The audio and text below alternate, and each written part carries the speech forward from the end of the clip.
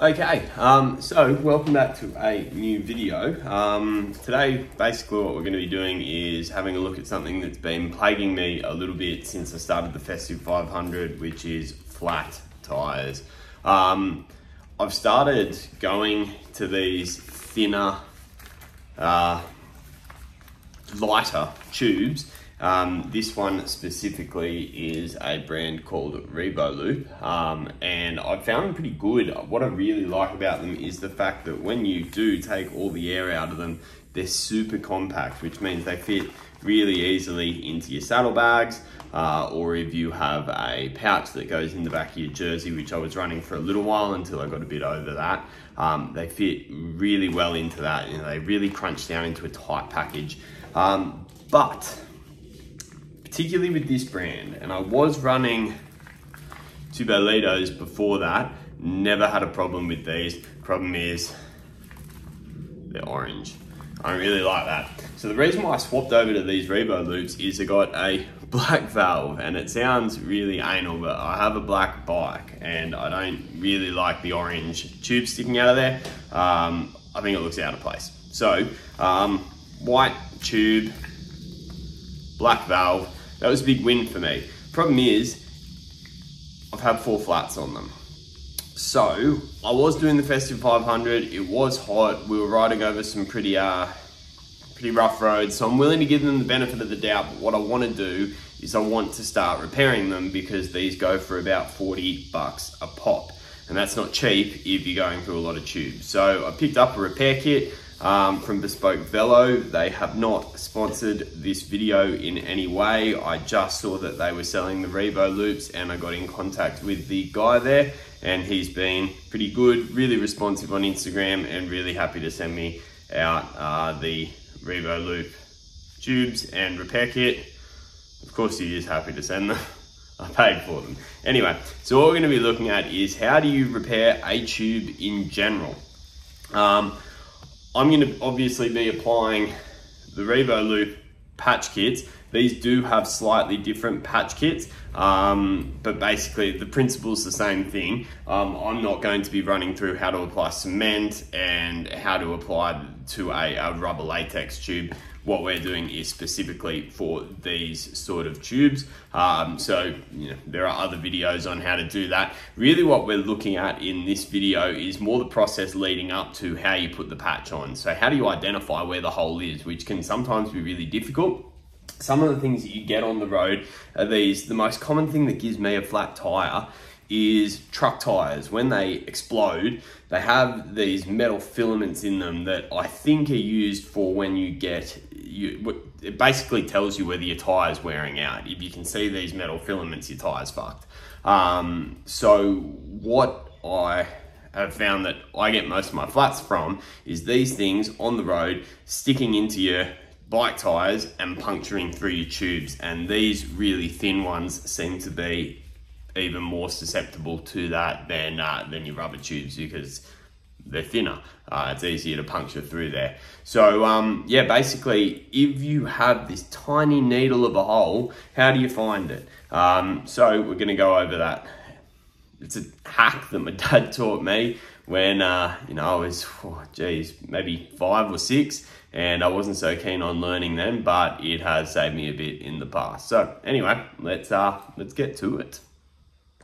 Okay, this is gonna look silly and I'm aware of that, but in production, I realized that I had lost the video for this step.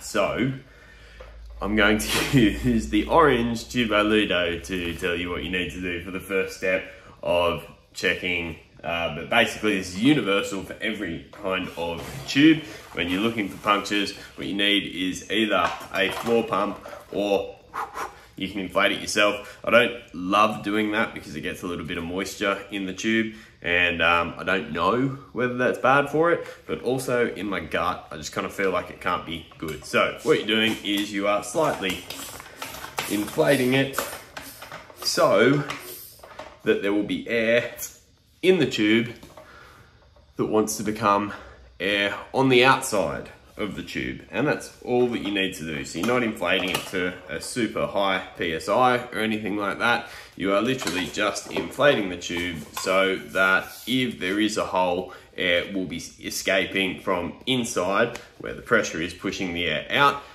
to the outside. So yeah, that's basically it, so that you don't fail the next step. Anyway, moving on to the next step now, where we return to normal service, normal programming with the Revo loop tubes. So yeah, thank you. Then what you need is a bucket. You take it over to the tap, fill it up with water. So, you'll see what this is for in a second. But basically, oh Jesus, you're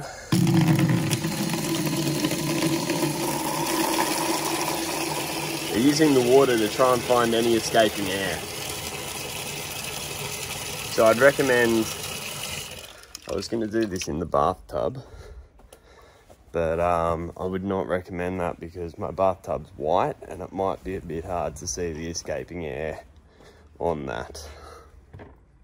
Alrighty, so the process is that you just sort of run the tube through the bucket and try and identify your holes, and if you can see there, that is bubbling up to the surface right there. So what we found is our tiny little puncture that is such a small leak, and it would be so difficult to find if it wasn't for the bucket of water. But yeah, that's the culprit right there on that seam. So voila, good old Chris Burgess coming through clutch with the little life hack. And yeah, let's get this puppy patched. All right, so the next phase is pretty self-explanatory. Basically what you're gonna do is you're gonna put a patch, which is here, over that hole. And first, before you do that, you're going to wipe it clean, which Revo Loop includes here. However, because this is the first time that I've ever repaired a Revo Loop tube, they do have a QR code on there that says instructions, and on the patch, it says read the instructions. So I'm going to do something I very rarely do, and I'm going to read the instructions so I don't faff this up. So anyway, I'll be back after doing that.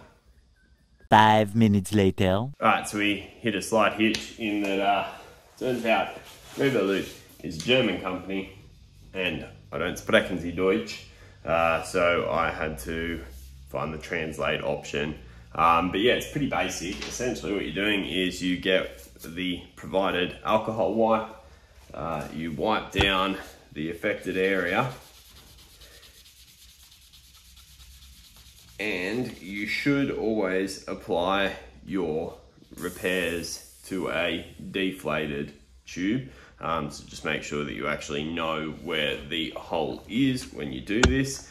Yeah, like I said, wipe down the area, get your patch, remove the covering,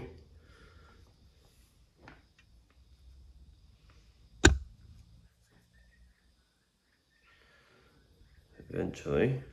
5 minutes later. Voila. Place firmly down over the area. If you're doing this with other kits, it will have glue. The Revo Loop kit comes with the patch that already has the glue on it, so you don't need to do this, but that's what the cement is for. If you're doing this with rubbers, it also has a bit of sandpaper. The reason that you do that is just to scuff it up to give it an adhesive surface, so it is recommended that you do scuff up that surface a little bit with some sandpaper, and your repair kit should come with some sandpaper. So you scuff up the surface with the sandpaper, apply the cement to the back of your rubber. Don't apply it to the tube, apply it to the back of your repair, your patch, and then you hold that patch down until the glue sticks. This one, because it's on the seam, I'm just going to make sure I remove all the air bubbles, and then I'm just going to leave that to dry for a bit, but we should be gravy. So that's how you repair a tube. Super good life hack. Listen to your parents, sometimes they're right. For my daughters, if you watch this, which you won't, in 5 years' time when you actually know what's going on with the world, you should listen to your parents. Also, if you are changing tires at home, there are a couple of different companies that do these. This one is called Bike Hand. I just got this one off, I think I saw it on an Instagram ad, honestly. Essentially what they do is this hook here sits on the edge of your tire, and this hook here sits on the bead and allows you to pull that tire over. Are they necessary? No. Do they save your thumbs? Yeah. I like these better than things like tire glides because they don't run along the rim, so they don't have the potential to scratch up your rim so much. So yeah, if you are struggling, which I find the inside of my thumbs get cooked from doing this, yeah, these are pretty good. You can find them anywhere. I think they're just called tire clamps, or I don't know, Google it, figure it out yourself. Show some initiative. Alrighty, so some final thoughts to close off the video. Why would you repair your tire tubes when you can just buy new ones? The more you get into cycling, the more things become expensive, and the more you start to spend money on things, the more you start to value those parts. $40 tubes are not things that I want to throw out when I get a puncture, especially when, if you're having an off week, you can knock up about 3 or 4 punctures in a week.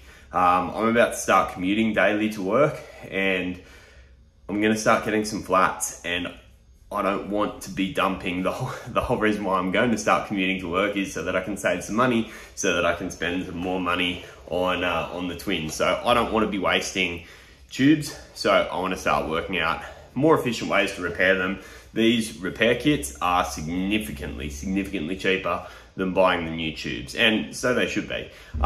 You can probably buy, and I haven't really looked into this, you can probably buy equivalents to this Revo Loop. I know Trace Velo uses an AliExpress brand of these, and he's got puncture repair kits for those that he picks up on AliExpress, and they're, again, probably significantly cheaper than the Revo Loop ones. Just for this, for ease of purchasing, I've just gone with the brand, so that I know that they are compatible with that. But yeah, there's probably other options out there that might even save you a bit more cash if you are looking at doing this. This only comes with 3, and I think it was about 20 bucks Australian. So yeah, I could probably save myself a little bit more money, but again, significantly cheaper than buying new tubes. It's also environmentally friendly. Like, as much as you can recycle things, you probably should be doing that.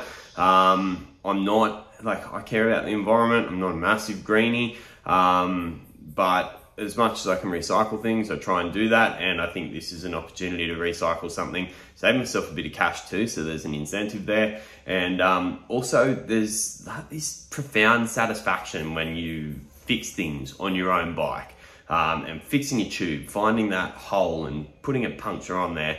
I don't know, it brings me back to being a kid when I used to have BMX tires with puncture repairs all over them. So yeah, to me, it's a little bit of fun. But in regards to the Revo loops, I'm going to be running them on my bike ahead wheels, and I'm going to unmount for a second. I'm going to be running the Tubolito's on my Legend wheels. So the bike aheads are my cruising around the streets in my 6.4 wheels, and the Legends, they're my race wheels. But honestly, depending on how lazy I am, I don't change them that much. So I think I'll be able to get a bit of a sense of which ones are puncturing more. They've got the same tires on them. They're both running the Vittoria Corsa. They're the Graphene 2.0. So same tires on both wheels. So if I'm getting more punctures on one than I am on the other, what we're looking at there is probably something to do with the tubes.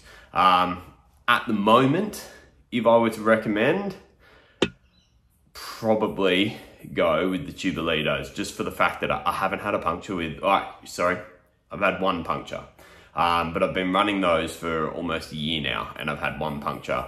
I've got these Revo loops, and I've popped three tubes in the same, in a very short span of time. But again, hot conditions, riding on some sort of messy roads, and yeah, I've probably put them through some more paces than the Tubolito. So take it with a grain of salt. I really like the Revo loops, and I'm definitely going to give them more of a chance because I like the aesthetics of it, and I'm an aesthetics kind of guy, and if I can find something that I think looks better that does the same job, I'm going to go with that. I think that's pretty natural.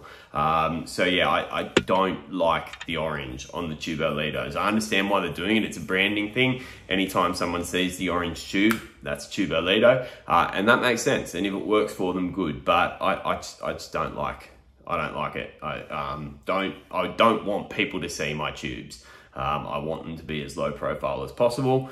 So yeah, that's my thoughts. I'm not running hot pink tires for exactly the same reason. But yeah, anyway, hopefully you've got something out of the video, and hopefully I haven't waffled on too much. Hopefully this has been somewhat helpful, and yeah, enjoy.